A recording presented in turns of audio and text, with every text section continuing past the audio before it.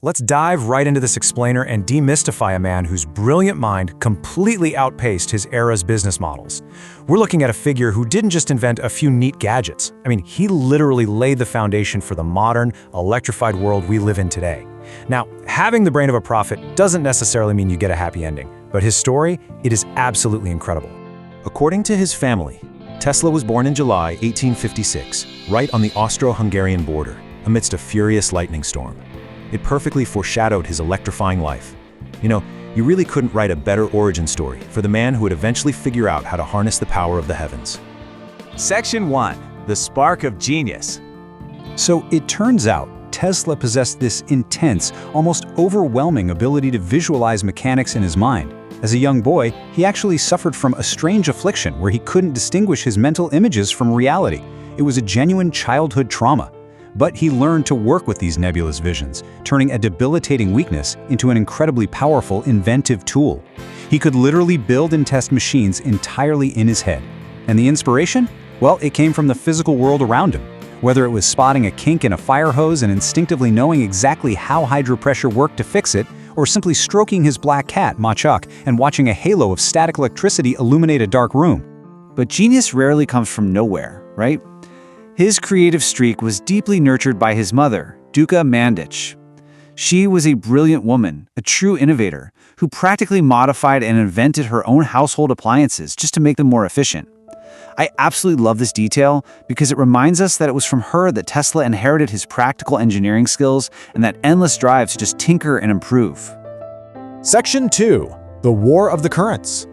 Imagine arriving in America with practically nothing but a letter in your pocket and stepping straight into the laboratory of the world's most famous inventor.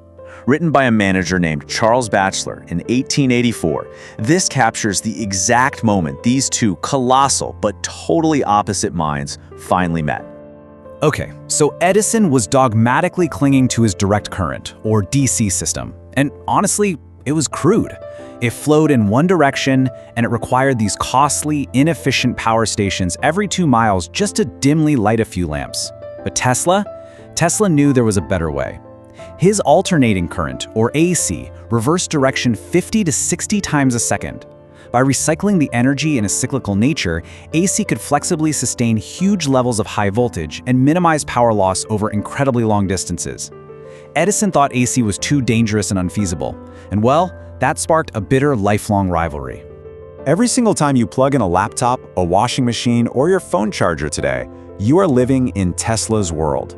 Think about it. The power leaves the plant, travels over massive distances with zero issue, hits a substation transformer to step down the voltage, and then safely flows right into your home. He was a prophet of the 20th and 21st centuries, somehow trapped in the 19th.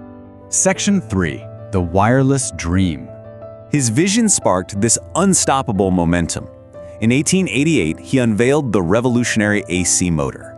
Then, he actually outbid Edison's General Electric to spectacularly light the Chicago World's Fair entirely with AC in 1893. And then, he achieved his absolute childhood dream, harnessing the awesome power of Niagara Falls to build the very first hydroelectric power plant in 1895.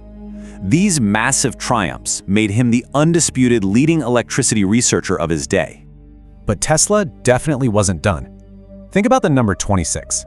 Out at his remote Colorado Springs lab, which by the way was surrounded by an ominous Dante quote warning people to keep out, he proved that wireless transmission was entirely possible. He successfully lit up 200 lamps fed by a power source an incredible 26 miles away. How? He did this by treating the Earth itself as a finely tuned conductor, utilizing the planet's own naturally occurring electromagnetic frequencies. $150,000. That was an absolute fortune at the time, and it was invested by none other than Wall Street titan J.P. Morgan. Morgan backed Tesla to construct the massive 187-foot Wardenclyffe Tower in New York.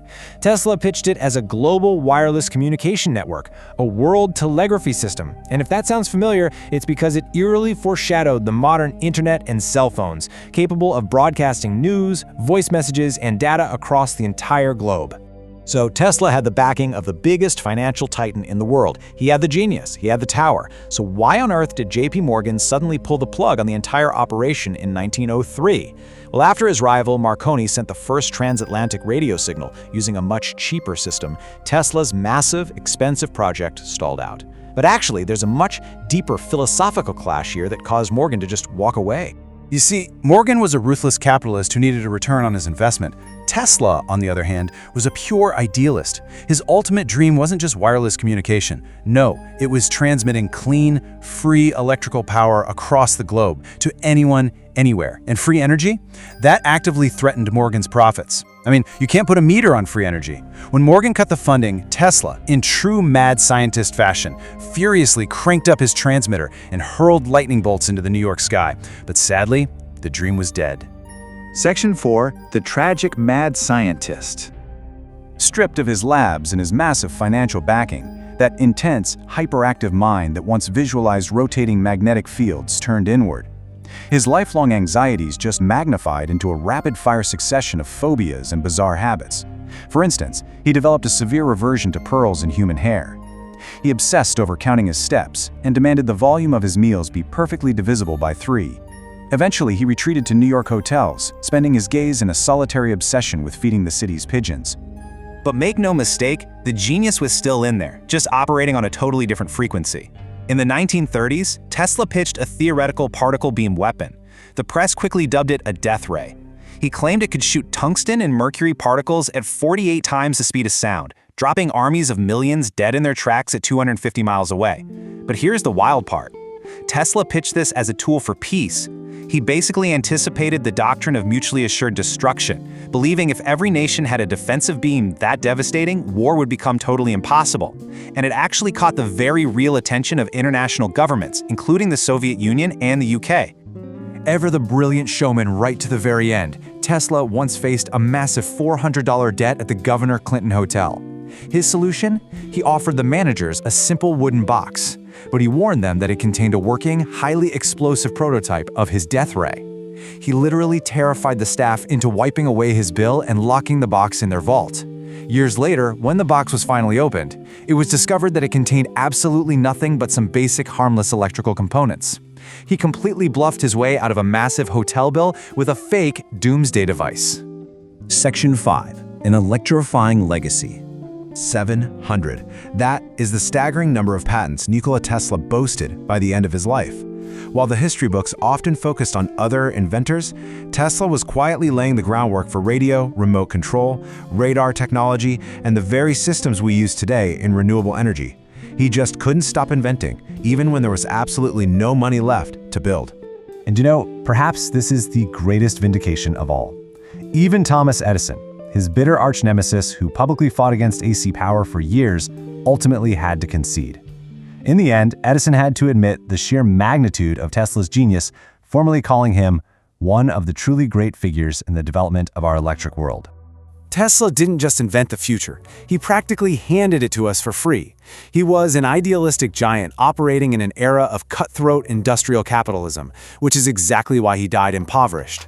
But looking at the world he envisioned, a world of boundless wireless energy and global connection, it leaves us with one incredibly provocative thought. What modern miracles could this man have built if he had lived in an era that actually understood him?